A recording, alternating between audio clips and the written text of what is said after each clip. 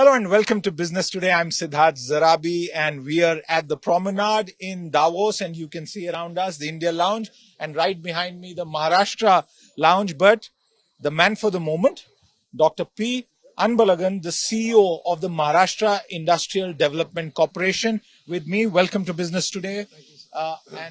You've been here hard selling the Maharashtra story. So before I get to some of the questions, is this your first time here? The second time. Okay. I was there in 2019, winter. Okay, 19 winter and 2022 early summer. What's the difference? You used to have all the snow, now it's like all the green. Okay, all the green, and green is greenbacks and money, and that's what Maharashtra wants to attract investments. Maharashtra, amongst the 5 or 6 states here, one of the most industrialized states in the country, one of the oldest states in terms of industrialization. What is the new story that Maharashtra is hoping to sell to investors?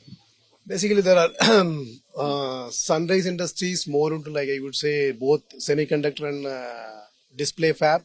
Second is like solar wafer and modules, defense and aerospace, and of course IT and other sector, and of course tourism, bulk drug, pharmaceuticals, specialty chemicals, agrochemicals, textile, food processing, even like toys. There are like 7, 8, 10 sectors which the state is looking at. Since we are talking about semiconductors, I want to pick up the thread about semiconductors. And before I ask him a question about what Maharashtra hopes to do there, there's just a small story which I'm sure he might have heard. But for you, the viewer, many years back in the early 70s, India decided to set up a semiconductor manufacturing facility. Very few people know this. And at that time, there were 2 states that were trying to get the plant that was eventually called the Semiconductor Complex of India. And 2 chief ministers, including the then Chief Minister of Maharashtra and the Chief Minister of Punjab, were vying for this.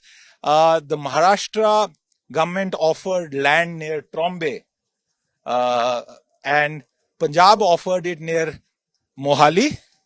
But the decision was made because Punjab offered that entire land for just 1 rupee. This was just by way of history to lighten up this serious topic. But what are you now doing to attract, and what is on offer from the state of Maharashtra for semiconductor companies? The state has a very I would say promising ESDM policy, and which gives an upfront capital subsidy. And state, suppose though it's like a declared policy, but we customize to the customer. So because it's like more like a business secret, but we give the best. I would always say we match and even outsmart any other proposals. And secondly, if you look at typically an ecosystem, the ecosystem which, for example, if you look at like Pune, Talegaon, Chakan, it's 10x ahead of any other ecosystem which is as of now available in the country. Because semiconductor needs lot of water, lot of effluent generation and power stability. The location which we are proposing, we have a 1600 megawatt readily available power, 24 by I would say 7.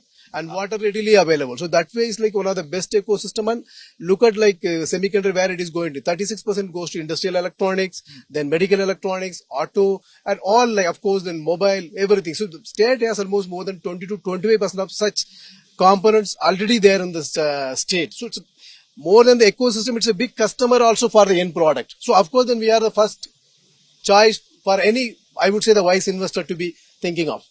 For those of you might not be aware of semiconductor, let me just say from potato chips to electronic chips. And these chips are more important than any other chips. They drive our life today. And average person, him and me right now, the camera that's recording it, my colleagues Subodh and Mohsin who are doing this wonderful shoot for us, we are full of semiconductors in all the devices.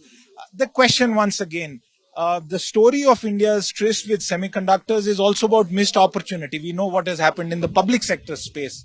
This time round, Dr. Anbalagan, do you see this investment coming into semiconductor primarily from private initiatives, or do you think there is a public-private partnership that is possible? Of course, I would say that the credit goes to GOI, Government of India. Yeah. The PLI is like phenomenal, 10 billion. It's quite because it's going to be a capital intensive, and the initial investments are going to be like multiple billions, from maybe 3 billion to 10 billion, 15 billion. So GOI has played an anchor role because one country dependency, we know the 70% of the material where it comes from.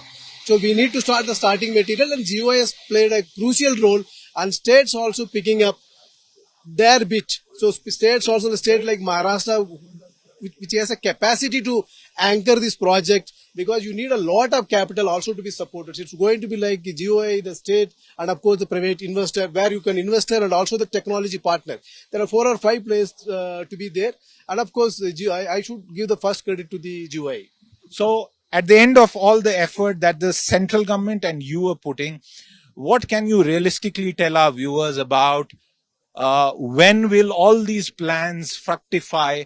Is there more details, a name of an investor that you are in a position to share with us? Have any MOUs been signed? So this is more like we have a NDA to be there. So we are like brothers, sisters. He's not talking about the political NDA, he's talking about the non-disclosure agreement with agreement, and we all brothers, sisters here compete like with all the like bona fide interest.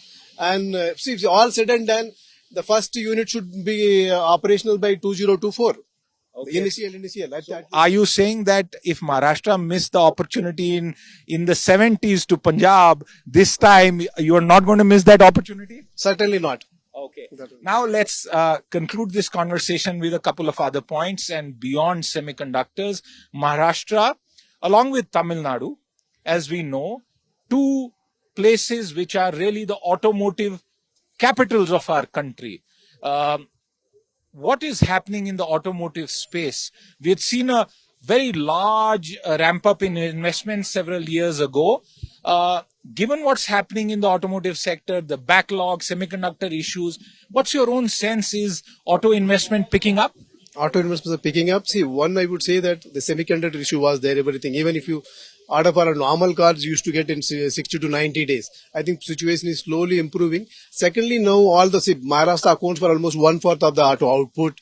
And if you name a component, it is going to be there in 3-4 clusters, like Pune cluster, then Aurangabad, and even Nasik, and even like Nagpur is coming up with like tractor and other accessories.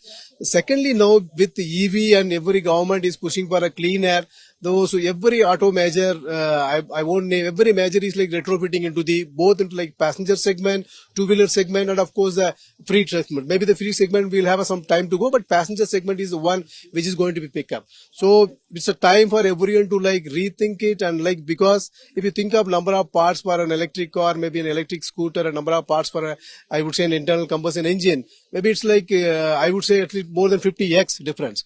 So you need to customize, you need to like reskill the entire supplier base, entire vendor base, so that they will also accommodate to EV. There's a big challenge to be there. So I think hopefully the industry should take care of it. Okay, and hopefully this is the final point on our conversation that I want to ask you. This is a general view on the post-pandemic situation as far as industry is concerned. We've seen what happened during the pandemic. What's your own sense? Because I'm sure you're talking to old, existing and new investors. Are we out of the COVID woods, or are there some concerns still that are... Typically, I would say during COVID, the main aim was to like keep the supply chain going. So the state government of Maharashtra has made it a point that's industry particularly essential. So we had a tagline of essential for essential is essential. Okay. So all the units which are for essential were allowed to run, all the export units, all the commitment, because you have an overseas commitment. So that is what the first thing we did to do the, I would say, the maintain the supply chain. So that has built in a very good trust among the investors. I would say like, if not like overrating, from June 2020, I would say even like from June 2020, we have signed MOU with almost close to 122 companies, almost to 2.25 lakh crore only through MIDC. If you look at organic FDI also, it has almost crossed 3 lakh crore. So already in these 2 years, 5 lakh crore investment is been mobilized, and of course these all will be like materials in another 2 to 3 years. The main thing is like you have to do the hand holding, and now like since every state is offering the best of the thing, every state offers incentive, so ease of doing business, giving the best of the comfort to the investor is going to make change where the investors are going to be. That's it. I'm going to wish you all the very best, because what he's doing, leading MIDC and the entire state government and perhaps all of the other states in India, is creating employment. That is the single most important thing that India needs. With that, it's a wrap from Davos. With this special conversation, I'll be back with more. Stay with us. If you like the video, do like, comment, share and subscribe.